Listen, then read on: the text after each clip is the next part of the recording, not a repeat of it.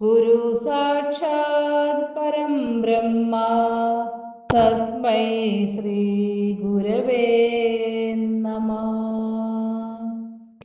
ഓം ശ്രീ ശാരദാംബികായേ നമഃ.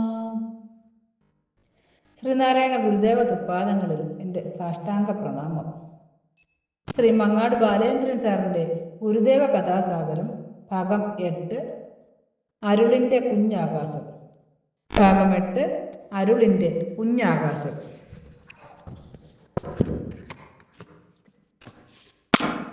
മാടനാശാന്റെയും കുട്ടിയമ്മയുടെയും കടിഞ്ഞൂൽ സന്താനം എല്ലാവരുടെയും കണ്ണിലുണ്ണിയായി വളർന്നു വന്നു.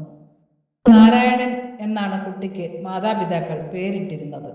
എന്നാൽ നാണു എന്നേ എല്ലാവരും വാത്സല്യപൂർവ്വം അവനെ വിളിച്ചിരുന്നുള്ളൂ. മുട്ടിലിഴഞ്ഞു നടക്കുമ്പോഴും പിച്ച വെച്ച് നടക്കുമ്പോഴും സാധാരണ കുട്ടികളിൽ കാണാത്ത വിധത്തിലുള്ള ഒരു ഒതുക്കവും അപൂർവമായൊരു കാന്തിയും നാണുവിനുണ്ടായിരുന്നു. അവൻ്റെ കുഞ്ഞു പുഞ്ചിരിയിൽ ശലഭങ്ങൾ പോലും മതിമറന്ന് പറന്നു കളിച്ചു. വലിയ കറുത്ത കട്ടുറുമ്പുകൾ വരിവെച്ച് നീങ്ങുന്നത് കൗതുകത്തോടെ നോക്കിയിരിക്കുവാൻ നാണുവിന് വലിയ ഇഷ്ടമായിരുന്നു. തുമ്പയോടും തുമ്പിയോടും അവൻ കിന്നാരം പറഞ്ഞു. പാറ്റയും പല്ലിയും പഴുതാരയും ഒക്കെ അവൻ്റെ ചങ്ങാതിമാരായി. യാതൊരു നിർബന്ധവും പിടിക്കാത്ത ഒരു കുഞ്ഞ് നാണുവിനെ പോലെ വേറെ ഉണ്ടാവില്ല എന്ന് പറഞ്ഞുകൊണ്ട് വയൽവാരത്തെത്തിയ ഇളയ അമ്മാവൻ കൃഷ്ണൻ വൈദ്യർ വാത്സല്യത്തോടെ നാണുവിനെ എടുത്തു കൊഞ്ചിച്ചു. വിശന്നാലും കരയില്ല. അയ്യോ, കുഞ്ഞിന് വിശന്നിട്ടുണ്ടാവും എന്നോർത്ത് കുട്ടിയമ്മ ചെന്ന് പാല് കൊടുക്കുമ്പോഴേ വിശപ്പിനെപ്പറ്റി നാണു ഓർക്കാറുള്ളൂ. കൊടുത്താൽ മാത്രം കുടിക്കും, അതാ പ്രകൃതം. മാടനാശാൻ നാണുവിൻ്റെ തിളങ്ങുന്ന കണ്ണുകളിലേക്ക് നോക്കി മന്ദഹാസത്തോടെ കൃഷ്ണൻ വൈദ്യനോട് പറഞ്ഞു. വയൽവാരത്തെ പൂഴിമണ്ണിൽ നാണു ഓടിക്കളിക്കുവാൻ തുടങ്ങി. നേരം വെളുക്കുന്നതിന് മുമ്പ് തന്നെ കുട്ടിയമ്മ കുളിച്ച് ശുദ്ധയായി വന്നു നിലവിളക്ക് കൊളുത്തി നാമം ജപിക്കുക പതിവായിരുന്നു. അപ്പോൾ നാണുവും എഴുന്നേറ്റു കണ്ണു തിരുമ്മി അമ്മയുടെ അടുത്ത് വന്നിരിക്കുമായിരുന്നു. പിന്നെ പിന്നെ